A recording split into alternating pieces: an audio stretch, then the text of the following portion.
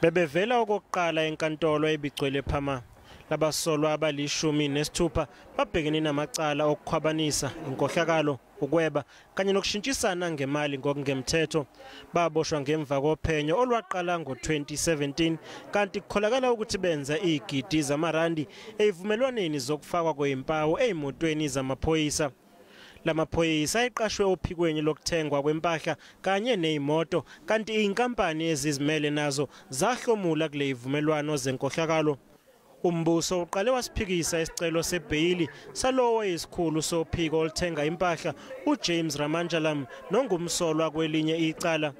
The reason for bail is to basically only hold those that stand a chance of tampering with the evidence. So the reason we have not opposed bail for the 15 others is because that particular aspect is not an issue for us. But for the one accused number 8, Mr. Ramanjalam, Brigadier Ramanjalam, upon his arrest at his residence in Pretoria, we found key information that could potentially be or sabotage the particular case that we're busy with.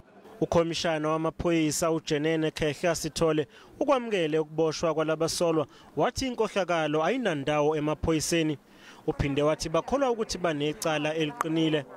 Abasolwa abayishumi bazophinde bavele enkantolo mhla zingama-29 kumandulo kanti uRamanjalam uzovela yedwa ngoLwesithathu oluzayo ezoqhubeka nesicelo sakhe sebhayili.